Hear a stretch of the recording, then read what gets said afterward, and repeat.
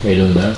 Doing great. Not long time no see. Yeah, it's been a You're just talking to Coach Smart, and he said one of the most incredible things about you is your durability. He said he didn't think he remembered you missing a practice. I don't know if A, you can validate that, but B, you obviously play a very physical position. What are you able to do that keeps you on the field, which obviously has been a big deal this year? just regardless of the circumstances, I try to do whatever it takes to get into practice, even if it's like a hurt or like an injury that's agony or something like that. I always try to fight to stay in practice. It might seem that way from the outside in, but my availability has always been something important to me. So even if it's a couple of reps or more reps in practice, I always like to fight to stay in play and practice with the guys. Naz, you guys will see a familiar face on Saturday, and Bill Norton. What do you remember about him and just the kind of defensive lineman he is? Bill was always a guy who wanted to learn more and wanted to become a better player on the field. From what I can remember, we had a really deep room full of guys, and Bill was just one of those guys who was itching to get on the field and just be a better player. And it's great to see him at a program that is familiar to our play. And he's doing big things there too as well. Yeah, what has Trey Scott meant to you as a person, and how has he, excelled as a defensive line coach in his time here at Georgia? Trey Scott has a big impact in just my performance and my technique, and he's definitely helped me with my confidence on the field, and I've only built up that confidence from my freshman year to now. But just listening to his philosophies and his way of the game and his passion for it just helps me play for him harder as well as Kirby Smart. Nazir, it's kind of a big picture question. The team y'all are going to play, Texas, had a lot of, has worked hard to get back to the league level where Georgia is, and kind of where Georgia was when you got here, entering 2020. What has this journey been like for Georgia as a program over your 5 years, and where do you think this program is now? You asked me, nothing's changed. We're just a lot of new faces. Same goal to go and win, play to win every game that we play, every person that we program that we play. We always have the same goal.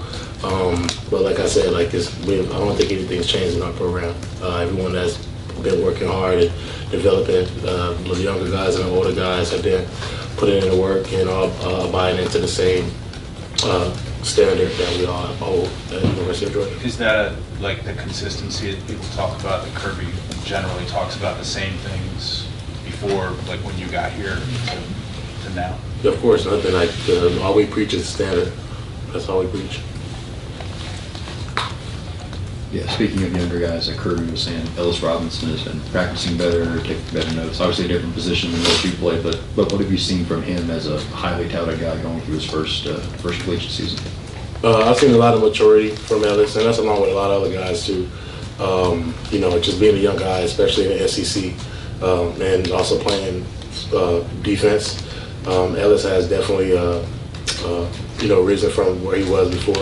He's learned a lot in the meeting room. He's always paying attention in the meeting room.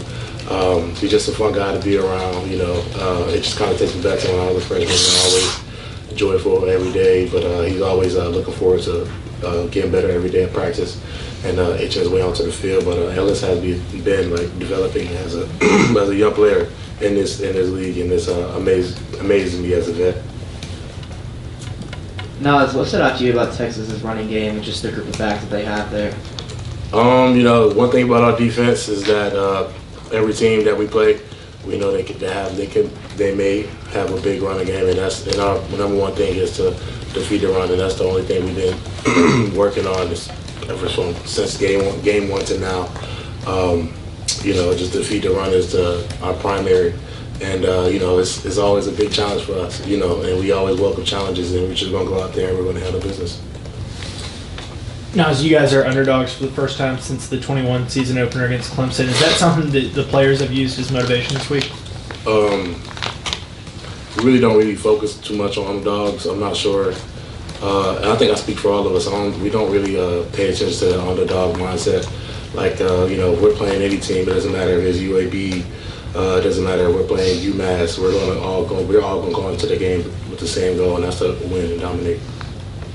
You guys have been to Alabama, you saw all that environment, like you've been to Kentucky, which is a tough place. How much is having played those games as far as just getting yourself mentally ready and knowing what you're going to have to kind of fight through to be successful in this ball games because of the atmosphere is going to be there? It has definitely prepared us a lot, and I can't really say too much with the atmosphere.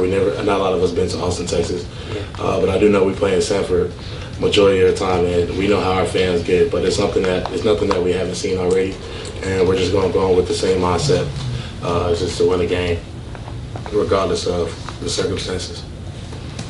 As you guys in the D-line room have been pretty beat up, but have been able to play well to this point, what has been the key to where there's been a lot of different guys kind of in and out of the lineup, but the defensive line continues to make plays? It's always been a next man up mentality. And Trey Scott always preaches,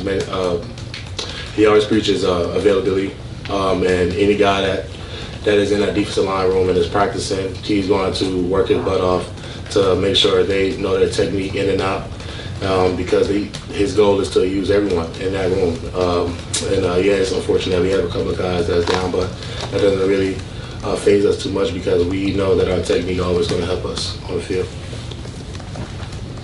I wonder if you could offer just a general assessment of Texas's offense, and I've seen a lot of comparisons between Quinn Ewers and Carson Beck. They're very similar.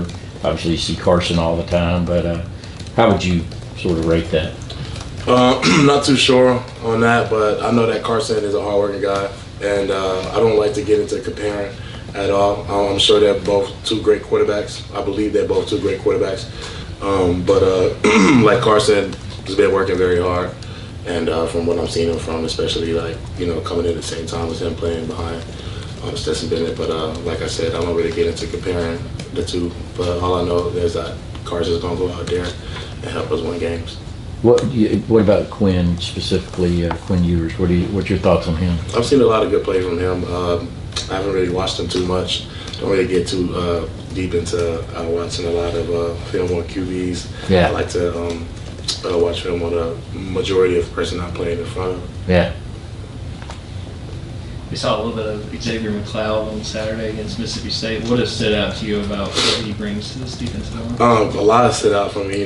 Zay, we talk every day, and it's just a younger guy just trying to find his way on the team and find his, mentality and role. Seeing Zay go out there and perform and him enjoying himself and making plays just creates a light in my mind every time. I met his parents actually after the game, and they was like, stay on Zay, we watching him, and I was like, Zay's doing a great job. And I could just tell sometimes he's just a little frigid, so just a little anxious before he gets on the field. But I feel as though Trey Scott always purposely put us both hands together because he knows that I'm going to take care of him when we're on the field together. Any other questions? All right, Zach. Thank you, sir. Thank you. Naz.